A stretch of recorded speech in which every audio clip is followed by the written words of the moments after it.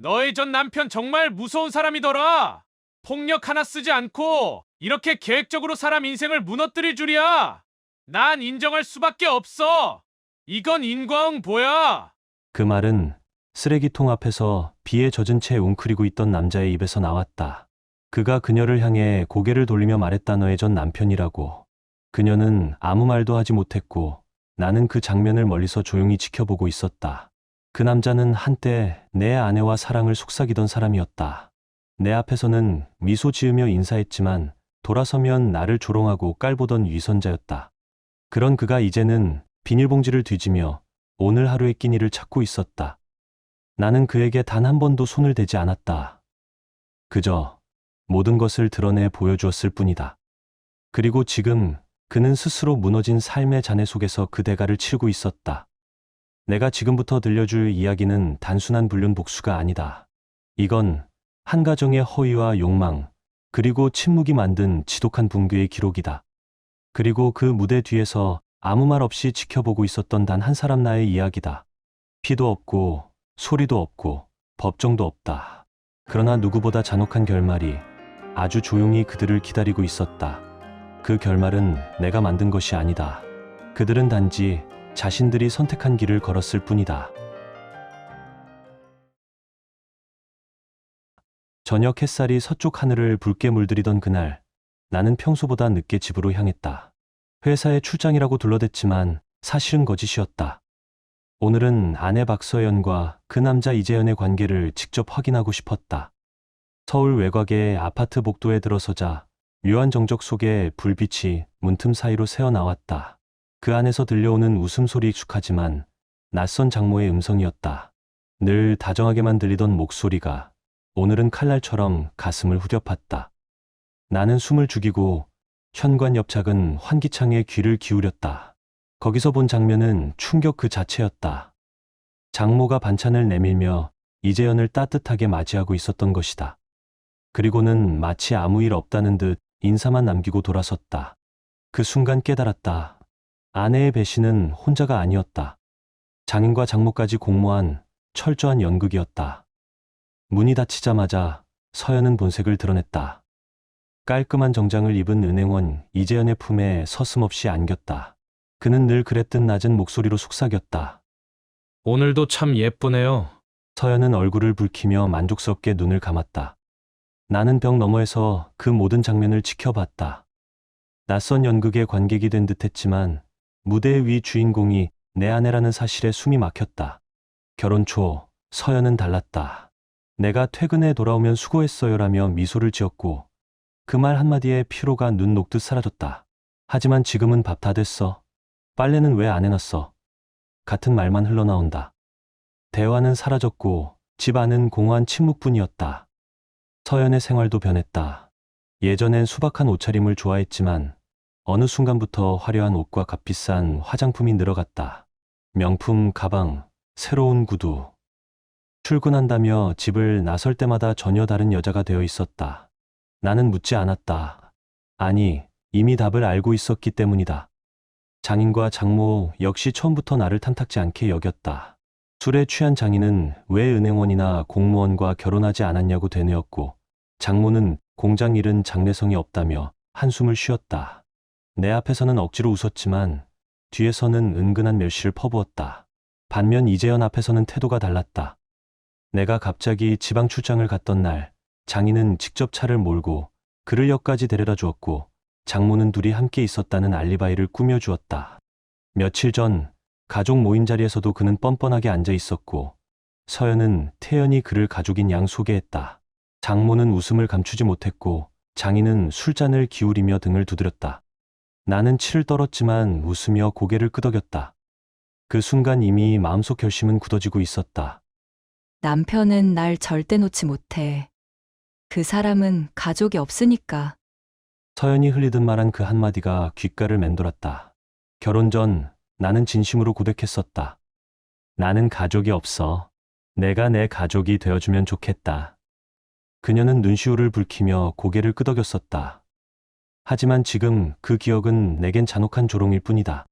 매일 기름에 절어 돌아오는 내 손은 서연에게 부끄러움이었다. 반면 이재현의 정장은 그녀에게 빛나는 미래를 보장하는 증표처럼 보였겠지. 서연은 이제 내 곁에서 살아가는 아내가 아니라 더 나은 기회를 노리는 차가운 계산가가 되어 있었다.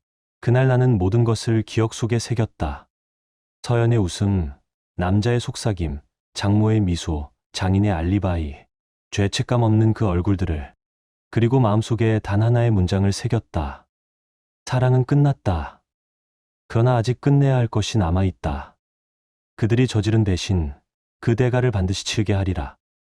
아침 햇살이 부엌 창을 스칠 무렵 나는 이미 현관 안에 들어서 있었다. 출장이라는 말은 사실 모든 걸 확인하기 위한 계략이었다. 문을 열자마자 낯선 구두 한 켤레가 시야에 들어왔고 내 심장은 순간 얼어붙었다. 거실 문을 조용히 밀자 믿기 어려운 광경이 눈앞에 펼쳐졌다. 시중은행에 다니는 스펙 좋은 그 남자는 바닥에 고개를 숙인 채 숨을 죽이고 있었고 아내는 창백한 얼굴로 얼어붙은 듯 서 있었다. 공기조차 흐르지 않는 방 안은 그 자체로 정적이었다. 나는 침묵을 깨든 낮은 목소리로 입을 열었다. 일찍 끝나서 들어왔더니 낯선 신발이 보이더군. 말은 짧았지만 그 울림은 거실을 진동시켰다. 아내는 나를 보자마자 몸을 움찔하며 뒷걸음질 쳤다. 눈동자엔 두려움과 불안이 뒤섞였고 떨리는 입술은 말을 잇지 못했다. 여보. 나는 천천히 시선을 그녀에게 옮겼다. 그 눈빛에는 분노보다도 깊은 배신감과 지독한 실망이 담겨 있었다. 그리고 이미 결론이 내려져 있었다. 언제부터였지? 내 말이 떨어지자 방 안은 차디찬 침묵에 잠겼다. 아내는 허둥지둥 고개를 저으며 울먹였다. 정말 미안해. 그냥 너무 외로웠어. 당신은 늘 피곤하다고만 했고 내 얘기는 듣지도 않았잖아. 나는 짧게 숨을 내쉬며 비웃음을 터뜨렸다. 외로워서 남자를 불러들였다고? 그게 지금 내 변명이냐? 말없이 고개를 숙이고 있던 그 남자는 식은땀을 흘리며 입술을 떨었다. 정말 죄송합니다. 나는 그를 노려보며 냉정히 말했다. 내 입으로 말해. 언제부터, 어디서, 어떻게 만났는지. 내가 모를 거라 생각했나? 다 알고 있다. 증거도 충분히 갖고 있어. 그는 더는 버티지 못하고 입을 열었다. 몇 달 전부터 시작된 만남, 장모와 장인의 묵인, 가족 모임에서의 가식까지. 나는 그의 말을 하나하나 새기며 고개를 끄덕였다. 아내는 무릎을 꿇고 울며 나를 붙잡았다. 제발 이번 한 번만 나 잘못했어. 다시는 안 그럴게. 우리 다시 시작하자. 당신한테는 나밖에 없잖아. 그녀의 말에 오래전 기억이 떠올랐다. 결혼 전 나는 떨리는 목소리로 말했었다. 나는 가족이 없어. 내가 내 가족이 되어줬으면 좋겠어. 그녀는 그 말에 눈물을 글썽이며 내 손을 꼭 잡았었다. 그러나 지금 그 말은 내게 족쇄처럼 되돌아왔다. 나는 조용히 고개를 저었다. 그만하자. 이혼하자. 순간 방 안은 무너져 내리는 듯한 침묵에 휩싸였다. 아내는 비명을 지르며 팔을 붙잡았다. 뭐라고? 이혼. 당신 나한테 이럴 수는 없어. 당신한텐 나밖에 없잖아. 당신은 가족도 없고 친구도 없잖아. 나는 단호하게 그녀의 손을 뿌리쳤다. 맞아. 넌 내 전부였지. 하지만 그건 착각이었어. 그녀의 얼굴은 절망으로 일그러졌고 나는 등을 돌려 현관으로 향했다. 그녀의 절규가 뒤에서 터졌다. 너 나 없이는 못 살아. 그렇게 약한 사람이었잖아. 나는 멈추어 서서 조용히 고개를 돌렸다. 그녀의 눈에는 눈물과 분노, 그리고 공포가 가득했다. 맞아. 난 약했지. 그래서 널 의지했어. 하지만 지금은 달라. 이제부터는 내 인생을 내가 지켜야 하니까. 문을 닫는 순간 쿵 하는 소리가 집 안을 가르며 울려 퍼졌다. 그 소리는 내 다짐의 종지부였고 그녀에겐 삶이 무너지는 굉음이었을 것이다. 나는 차가운 아침 공기를 깊게 들이마시며 집을 나섰다. 심장은 여전히 뛰고 있었지만 내 안은 전보다 차분했다. 이제 시작일 뿐이었다. 그녀와 그 남자, 그리고 그 가식적인 가족 모두 이 배신의 대가를 반드시 치르게 할 것이다. 아내가 흐느끼며 전화를 거는 모습을 나는 이미 예상하고 있었다. 곧 부모가 올 것도. 그들의 배신은 단지 아내 혼자만의 일이 아니었다. 이 집안 전체가 하나의 그림이었다. 20분쯤 지났을까? 현관 초인종이 울렸다. 장인과 장모가 급히 문을 열고 들어왔다. 아내는 눈물로 얼굴이 젖은 채로 외쳤다. 여보가 떠났어. 이혼하겠대. 장인과 장모의 시선이 거실 소파에 멍하니 앉아있던 그 남자에게 옮겨졌고 상황은 단번에 파악된 듯했다. 장모는 굳은 얼굴로 그 남자를 부엌 쪽으로 데려가 내보냈고 장인은 재빨리 내게 전화를 걸었다. 하지만 이미 나는 휴대폰 전원을 꺼둔 상태였다. 토요일이니까 직장엔 안 갔을 거야. 아내의 말에 장인은 이마를 짚으며 말했다. 찾자. 자주 가던 대로 한강공원, 집 앞 놀이터, 단골 카페 다 돌아보자. 그들은 손을 나눠 수색에 나섰다.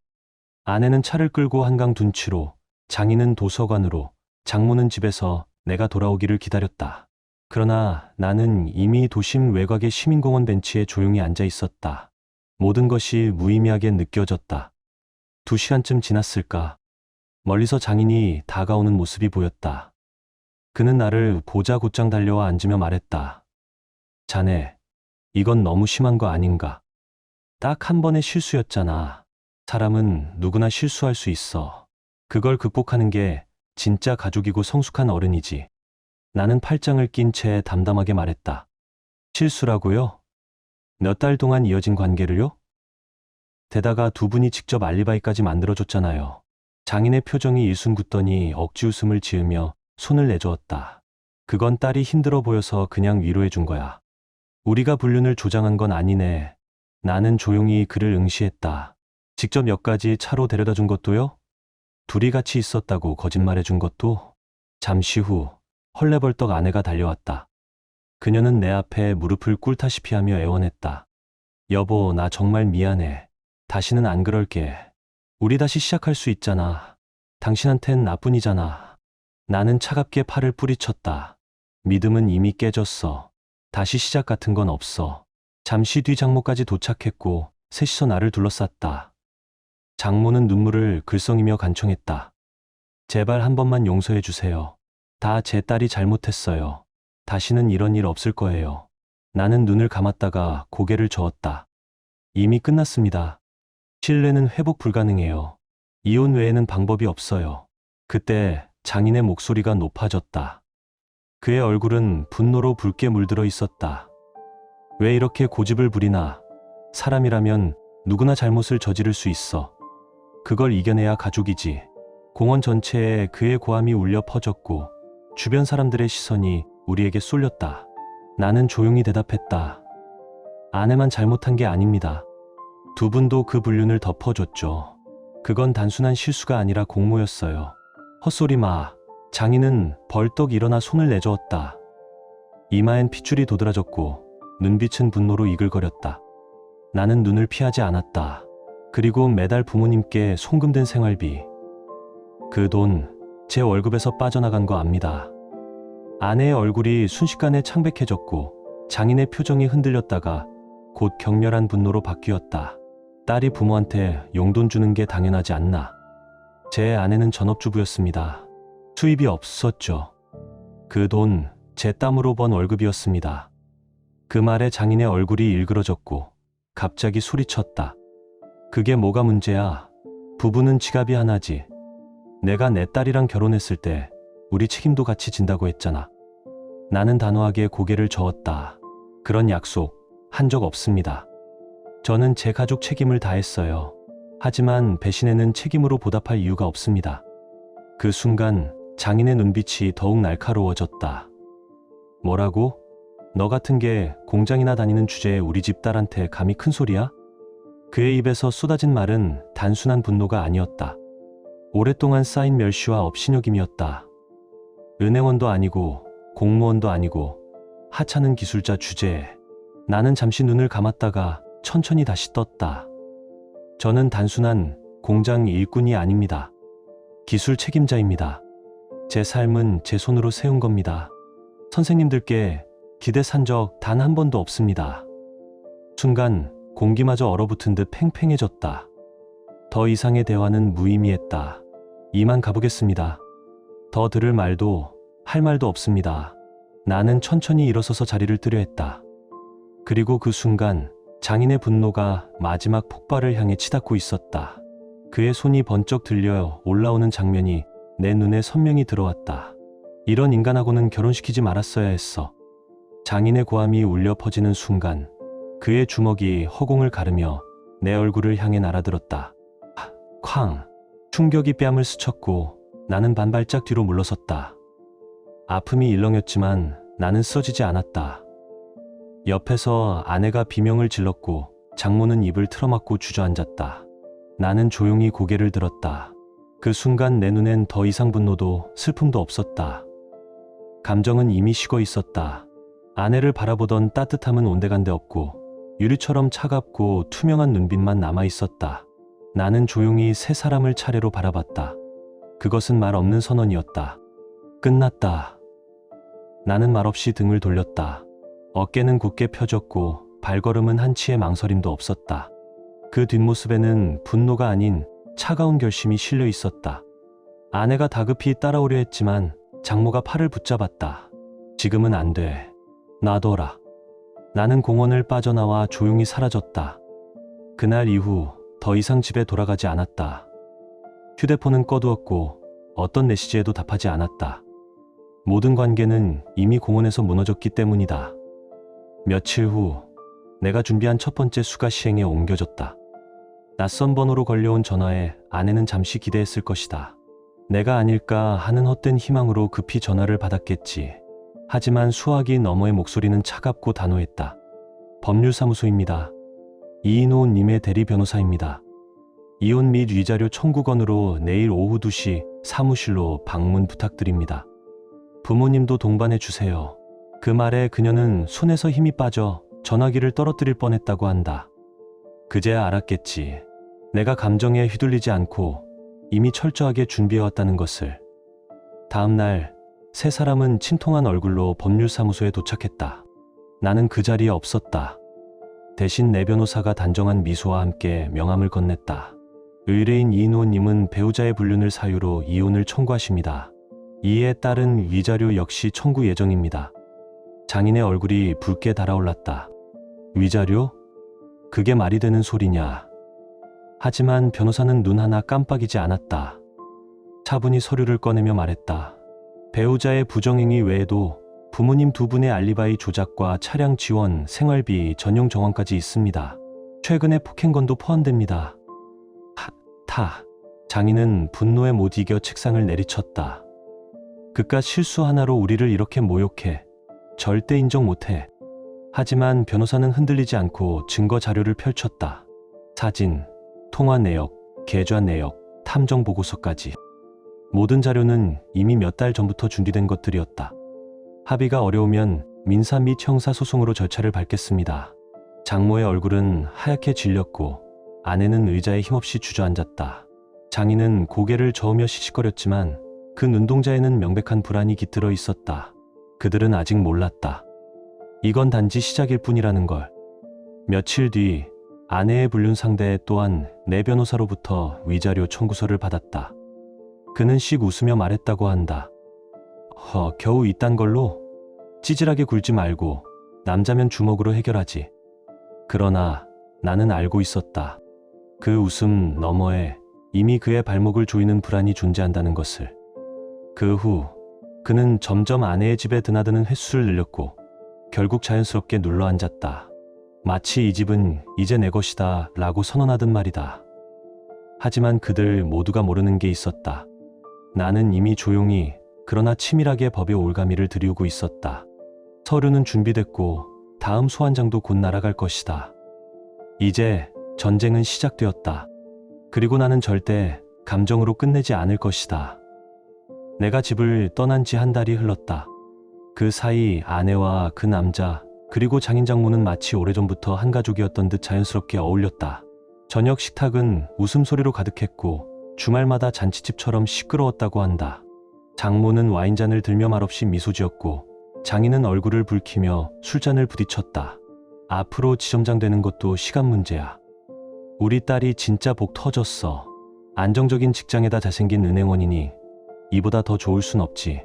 아내는 억지 미소로 그 말에 맞장구 쳤지만 마음속엔 불안이 점점 커지고 있었다. 내가 그날 이후 연락을 완전히 끊었기 때문이다. 전화도 메시지도 어떤 흔적도 남기지 않았다. 오히려 그 침묵이 그녀를 더 초조하게 만들었을 것이다. 그러던 어느 날 남자가 퇴근하자마자 거칠게 문을 열고 들어왔다. 넥타이는 풀려 있었고 얼굴은 창백했다. 말도 없이 냉장고에서 맥주를 꺼내 벌컥벌컥 마신 뒤 겨우 입을 열었다. 그 사람이 은행에 나타났어. 아내는 그 자리에 얼어붙었다. 말없이 그를 바라보자 그는 쓰디쓴 목소리로 말을 이었다. SR산업 대표랑 같이 왔더라. 네, 전 남편, 우리가 무시하던 그 사람, 사실은 기술 책임자였대. 국내 대기업도 넘보지 못하는 기술을 개발한 핵심 인재라더군. 그는 이리저리 거실을 서성이다가 벽을 치며 울분을 토했다. 지점장이 사색이 돼서 날 불러냈어. 사생활 때문에 회사 이미지에 타격 입혔다고. 거래 끊겠다고 협박받았대. 아내는 말없이 숨만 삼켰다. 지금껏 기름 냄새 풍기는 공장 일꾼이라 믿었던 남편의 진짜 모습은 상상도 못한 세계였다. 그날 이후 은행 안에서는 분위기가 급속도로 얼어붙었다. SR산업이 거래 중단을 선언하자 관련 기업들의 불만도 이어졌다. 신뢰받는 기술 책임자를 모욕한 은행이라니 이젠 당신들과 일 못하겠습니다. 임원들이 줄줄이 찾아와 항의했고 본사에서도 사태 파악에 나섰다. 결국 그는 좌천됐다. 강원도 외딴 지점, 창구도 아닌 문서 정리실. 사실상 인사보복이었다. 퇴근 후 그는 매일 술에 의지했고 말수가 줄어들었다. 다 끝났어. 잘린 거나 마찬가지야. 인사위에선 나만 책임지우겠대. 위자료 소송까지 퍼졌으니 내 이미진 끝장이야. 장인은 주먹을 쥐며 소리쳤다. 그놈 짓이잖아. 우리를 망하게 하려는 거지. 하지만 남자는 허탈하게 웃었다. 이미 업계 다 퍼졌어. 내가 뭘 하든 소용없어. 그 사람 처음부터 준비한 거야. 그 말에 장모는 눈을 감았고 아내는 덜덜 떨며 휴대폰을 쥐었다. 하지만 내 쪽에서는 단 한 줄의 메시지도 없었다. 며칠 뒤 언론에 SR산업의 기술 발표 기사가 실렸다. 국내 독자 개발 성공. 핵심 기술 리더 이인호 책임자. 내 이름이 실린 기사에 댓글이 달렸다. 그 기술자가 피해자였다고? 가정을 파괴한 은행원이 누구야? 이런 곳에 예금 못 맡기지. 커뮤니티, 업계 뉴스, SNS까지 소문은 순식간에 퍼졌고 결국 그는 본사 인사위원회에 소환돼 공개적으로 망신을 당했다. 결국 그 자리는 그의 사회적 사망 선고였다. 집 안의 분위기도 무너졌다. 웃음은 사라지고 식탁은 침묵만 감돌았다. 장인은 매일 술에 취했고 장모는 불안한 듯 손톱을 물어뜯었다. 아내는 점점 초조해지며 나에게 문자를 보내려다 지우길 반복했다. 그러나 나는 어디서도 보이지 않았다. 나는 그저 멀리서 조용히 지켜볼 뿐이었다. 직접 손을 더럽힐 필요는 없었다. 진실은 결국 제 발로 걸어 나왔고 배신은 스스로를 파괴하는 법이다. 아내는 하루에도 수십 번씩 휴대폰을 들었다 놓기를 반복했다. 카톡 창을 열었다가 말 한마디조차 쓰지 못하고 꺼버리는 날이 이어졌다. 머릿속에선 내 마지막 말이 메아리 쳤다. 신뢰는 완전히 무너졌다. 다시 시작 같은 건 없다. 그녀는 한때 내가 얼마나 절실히 자신을 가족으로 품으려 했는지를 떠올렸다. 모든 명절에 그 집안 어른들을 극진히 모시고 장모가 편찮았을 땐 직접 병원까지 모셔다 드렸다. 하지만 지금 남아있는 건 오직 냉정한 단절뿐이었다. 반면 나는 평온했다. 매일 규칙적으로 출근했고 회사에선 나를 중심으로 대형 프로젝트가 진행되고 있었다. 언론 인터뷰도 몇 차례 잡혔다. 나는 오로지 일과 기술에 집중하며 과거의 상처를 내 삶의 동력으로 삼았다. 한편 그 남자는 끝내 은행에서 퇴사했다. 명예퇴직 형식이었지만 사실상 밀려난 셈이었다. 그는 아내의 집에 계속 드나들며 얹어 사는 신세가 되었다. 장인은 갈수록 짜증이 늘었고 장모는 그를 은근히 피했다. 애초에 저런 놈이랑 엮이지 말았어야 해. 장인의 입에서 터진 이 말은 며느리였던 내 아내의 가슴에 비수처럼 꽂혔다. 처음엔 새 출발이라 믿었지만 결국 모든 것이 무너져 내렸다. 그녀가 꿈꿨던 행복한 가정은 허상에 불과했다. 무엇보다도 가장 견디기 힘든 건 침묵이었다. 내가 나타나서 소리 지르고 싸우고 눈물이라도 보여줬다면 그녀는 마음을 붙잡았을지 모른다. 그러나 나는 아무 말도 하지 않았다. 연락도, 항의도, 복수도 직접 하진 않았다. 그저 조용히 차분하게 모든 걸 잃게 만들었다. 그리고 그것이야말로 그들에게는 가장 큰 공포였다. 하루, 이틀, 한 달이 흘수록 아내는 정신적으로 무너졌다. 주변의 시선, 무너진 삶, 그리고 남겨진 죄책감. 결국 그녀는 심리 상담소를 찾아가게 됐고 잠들기 위해 수면제를 복용하기 시작했다. 그러나 이 모든 파괴는 아직 시작일 뿐이었다. 나는 아직 아무것도 하지 않았다. 지금까지는 그저 진실을 보여줬을 뿐이다. 그 남자는 결국 더는 버티지 못했다. SR 산업과의 거래, 단절 소식은 상부에 빠르게 보고되었고 본사에서도 상황 파악을 위해 감사팀을 내려보냈다. 그날 오후 그는 인사팀장에게 불려갔다. 정리해. 이 사안 생각보다 심각해. 그냥 넘어갈 수 있는 문제가 아니야. 팀장의 목소리는 차분했지만 그 안에는 단호함이 담겨 있었다. 퇴근 무렵 그는 무거운 봉투 하나를 들고 나왔다. 위자료 분담 각서. 은행의 체면을 지키기 위해 그는 모든 책임을 떠안기로 결정된 것이었다. 이게 다 내가 감당해야 할 몫이래. 차 안에서 혼잣말하듯 중얼이며 그는 담배에 불을 붙였다. 한때 자신만만하던 얼굴은 그림자에 잠겨 있었고 손끝은 눈에 띄게 떨리고 있었다. 며칠 뒤 새벽 그는 조용히 짐을 싸서 떠났다.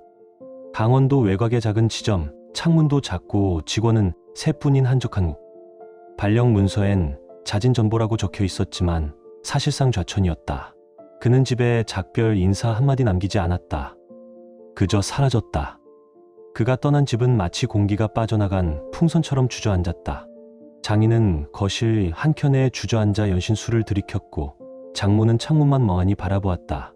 아내는 식탁에 고개를 파묻은 채 울음을 삼키고 있었다. TV는 켜져 있었지만 소리는 꺼져 있었고 화면의 밝기마저 허전했다. 며칠째 아무도 집을 나서지 않았다. 문 밖엔 배달 음식 봉투가 쌓였고 현관 앞엔 먼지가 수북했다.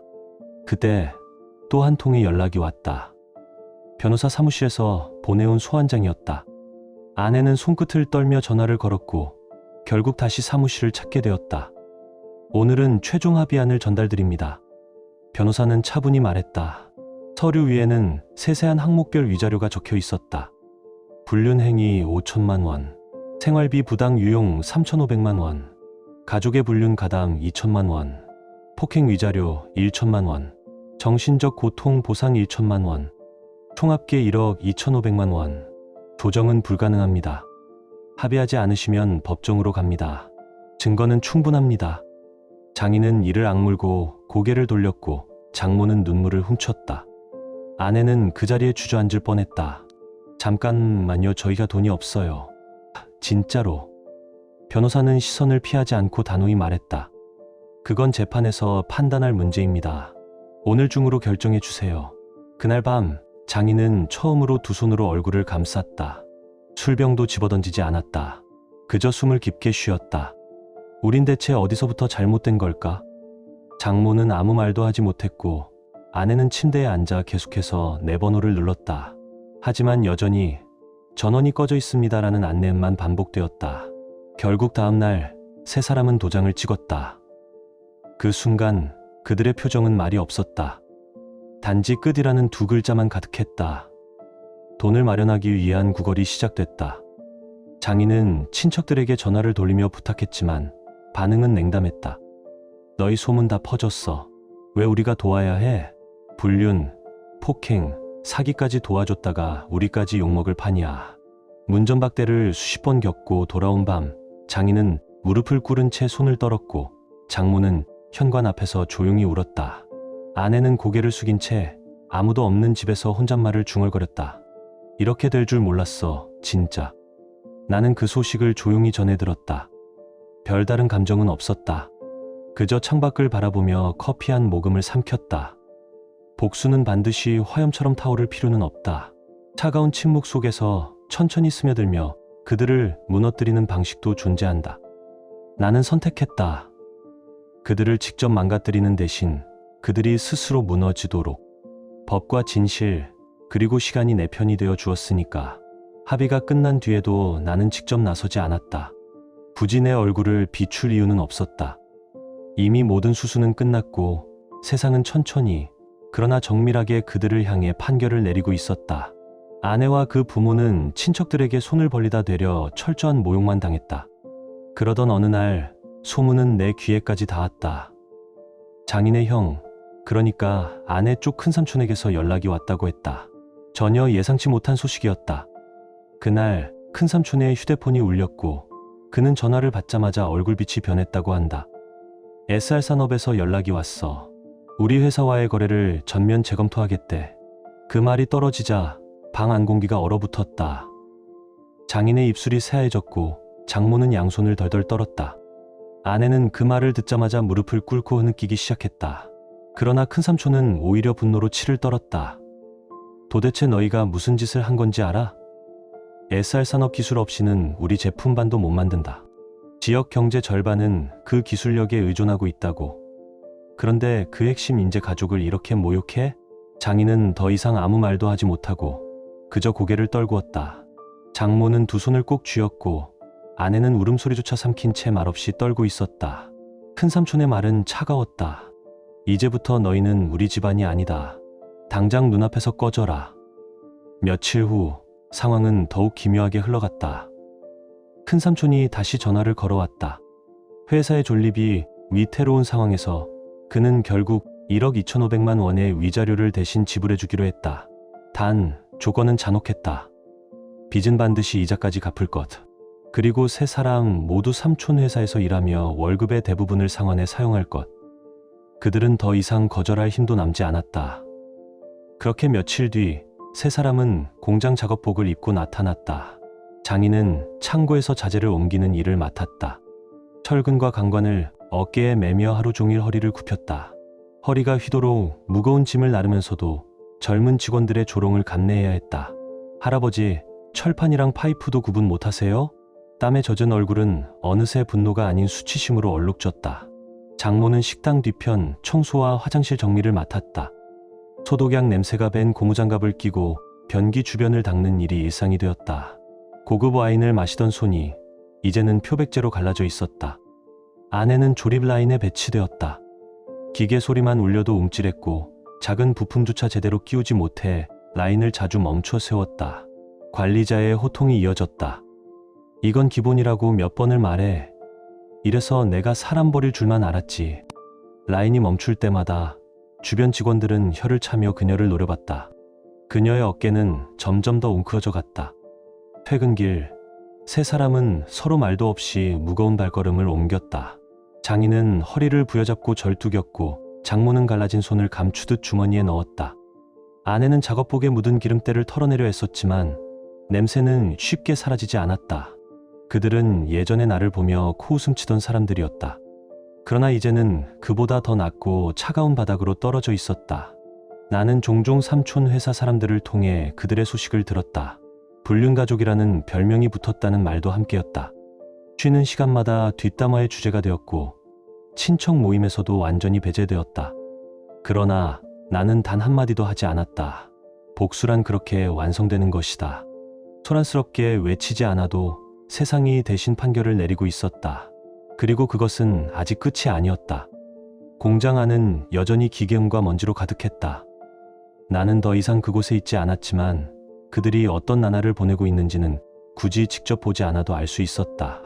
본사에서 전략기획실로 발령된 뒤 나는 현장을 떠났고 그들과 부딪힐 일도 사라졌다.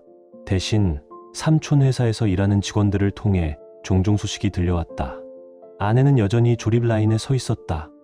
하루 종일 무표정으로 기계를 바라보며 부품을 끼우는 삶. 점심시간이면 구석에 쪼그려 앉아 도시락을 먹었고 동료들은 눈길 한 번 주지 않은 채 그녀를 지나쳤다. SR산업 기술이사 부인이라는 소문 들었지. 근데 결국 남편한테 버림받았다며. 한때 잘난 척하더니 이제는 쓰레기처럼 살고 있대. 조용한 수군거림이 오히려 더 무겁게 그녀의 등을 짓눌렀다. 어느 날은 도시락 뚜껑을 열다 손을 떨며 바닥에 쏟았다고 한다. 하지만 그걸 다시 담을 힘조차 남지 않은 얼굴이었다. 장인은 철근을 나르다 허리를 심하게 다쳤다. 하지만 삼촌은 냉정하게 말했다. 빚이 남았잖아. 몸이 부서져도 갚아야지. 그 말 한마디에 그는 고개를 끄덕였고 다음 날 다시 작업복을 입었다. 장모는 식당 뒷정리와 화장실 청소를 계속했다. 손가락 사이마다 세제가 배어 피부가 갈라졌고 화장실 바닥에 무릎을 꿇고 변기를 문지를 때마다 한숨이 새어나왔다. 그들의 월급 명세서는 매달 절망의 형태로 돌아왔다. 특별 공제란 항목 아래 수입 대부분이 빚 상환으로 빠져나갔다. 손에 남는 건 라면 몇 봉지 값에 불과했다. 그제서야 아내는 알았을 것이다. 내가 그동안 어떻게 버텨왔고 매달 그녀의 계좌에 돈이 들어가기까지 얼마나 많은 인내와 책임이 필요했는지를. 그러나 너무 늦은 깨달음이었다. 3년이 흘렀다. 세월은 가혹했다. 장인은 술병에 기대 하루를 견뎠고 장모는 손목 통증을 참지 못해 작업 도중 쓰러졌다. 아내는 여전히 라인에서 실수를 반복했다. 그녀를 향한 동료들의 조롱은 더 노골적이었다. 불륜한 여자가 또 사고 쳤네. 그래서 버림받은 거야. 이제 그만두지 그러냐? 나는 그런 소식을 들을 때마다 무거운 커피잔을 들어 조용히 숨을 내쉬었다. 고통스러우면서도 통쾌한 아이러니한 감정이 뒤섞였다. 이건 단순한 복수가 아니었다. 그들은 스스로 만든 수렁에 천천히 그리고 확실히 빠져들고 있었다. 그러던 어느 날 본사 로비에 놓인 지역 경제 전문지가 눈에 띄었다. 표지엔 큼지막한 제목이 있었다. 지역 산업의 미래를 설계하다 SR산업기술이사 이인호. 그 아래 정장을 입고 정면을 바라보는 내 사진이 실려 있었다. 왼손 약지에는 반짝이는 결혼 반지가 끼워져 있었다. 기사는 말했다. 이인호 이사는 최근 사장의 장녀와 결혼하며 차세대 대표이사로 주목받고 있다. 그 잡지를 쥔 아내는 아무 말 없이 바닥에 주저앉았다고 했다. 눈물이 흐지도 못한 채 오직 무너진 눈빛만 남았다고 했다. 동료들은 희끔거리며 수군거렸다. 전 남편이 사장 사위라니 이제 완전히 끝났구나. 저 여자는 모든 걸 잃었네. 남편도, 미래도, 명예도. 그녀는 말없이 잡지를 구겼고 점심시간 이후 그녀의 자리는 텅 비어 있었다. 장인은 소식을 듣고 술잔을 든 채 멍하니 중얼거렸다. 내가 틀렸던 건가 사위될 수도 있었는데 내가 다 망쳤어. 그의 눈가엔 처음으로 자책이라는 감정이 맺혔다. 장모는 조심스레 말했다. 혹시 이인호 씨에게 다시 찾아가 사과할 수는 없을까? 하지만 그녀의 말에 아무도 답하지 않았다. 이미 너무 멀리 와버렸으니까. SR산업은 성장하고 있었다. 신규 공장이 세워졌고 대기업과의 파트너십은 끊이지 않았다. 나는 더 이상 과거를 돌아보지 않았다. 나는 가진 것 없는 남자에서 이제는 든든한 가족을 지닌 남자가 되었다. 반면 그들은 세상에서 철저히 고립되어 있었다. 멸시, 단절, 빚, 노쇠함. 아내의 눈빛은 생기를 잃었고 공장 안에서 고개 숙인 채 기계만 바라보았다. 나는 조용히 생각했다. 복수란 고함이나 폭력이 아니라 시간이다. 그리고 그 침묵 속에서 마지막으로 속삭였다. 이제야 알겠지. 내가 버린 건 남편이 아니라 내 인생 전체였다는 걸. 장맛비가 내리던 아침 공장의 사이렌 소리가 비명을 지르듯 울려 퍼졌다고 했다. 나는 그 자리에 없었다. 그러나 삼촌 회사에서 일하는 직원들을 통해 모든 광경을 그대로 본 듯 전해 들었다. 창고에서 철골을 옮기던 장인은 빗물에 미끄러진 바닥 위에서 중심을 잃고 뒤로 넘어졌다. 그 순간 옆에 세워져 있던 무거운 H빔 한 줄이 중심을 잃고 쓰러지며 그의 허리를 강하게 찍었다. 둔탁한 충격음과 함께 그는 그대로 바닥에 쓰러졌고 두 다리에서 감각이 완전히 사라졌다고 한다. 병원에서는 짧게 그러나 확실히 말했다. 척수 손상입니다. 회복은 불가능합니다. 장인은 병상에 누워 천장을 바라보며 흐릿한 눈으로 중얼거렸다.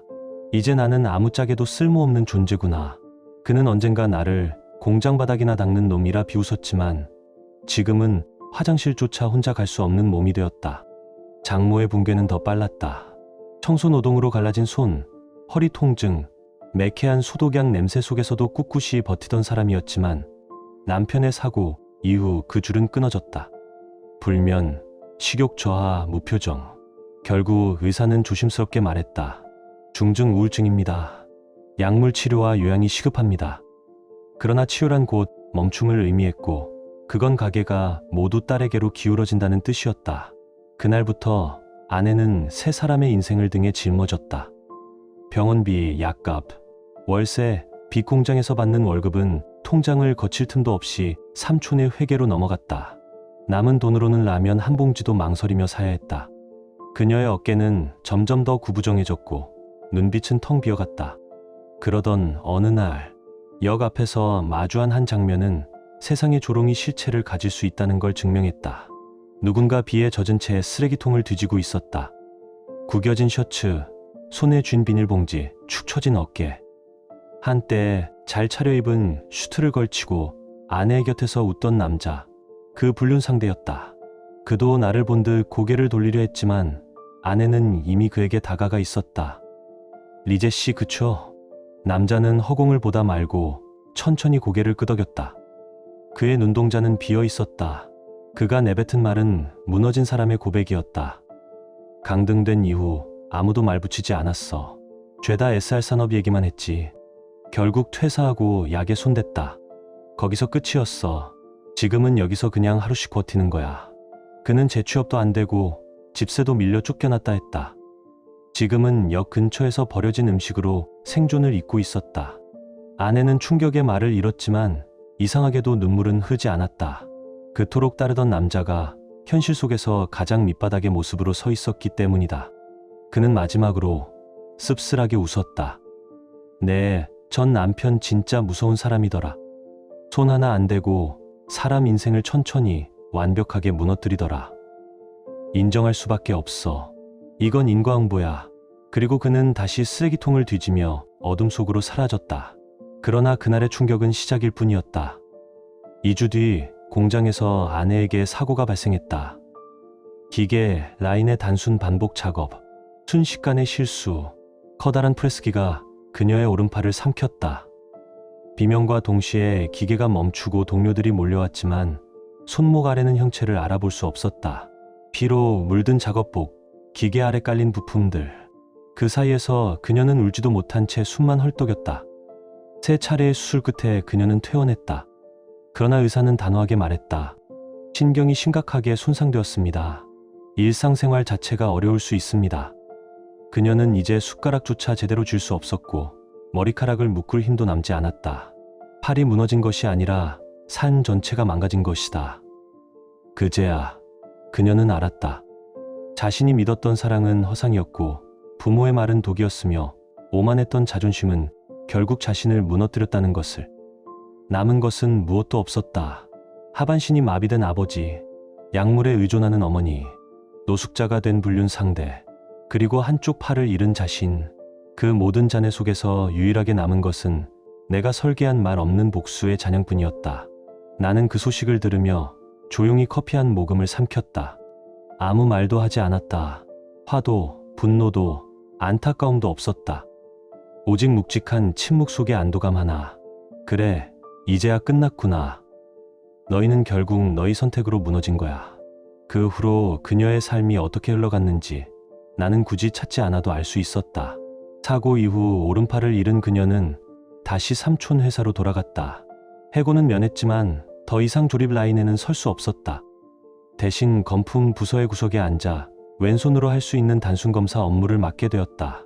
급여는 예전보다 절반 가까이 줄었고 출근길 표정은 늘 무표정이었다. 살아있다는 감각만 겨우 유지하는 듯 보였다. 하지만 그 무표정은 곧 사람들의 시선 속에 금이 갔다. 저 여자 알지? 남편 버리고 딴 남자 따라갔다가 저 지경 났대. 그래, 자업자득이지. 눈이 높더니 결국 그 모양이네.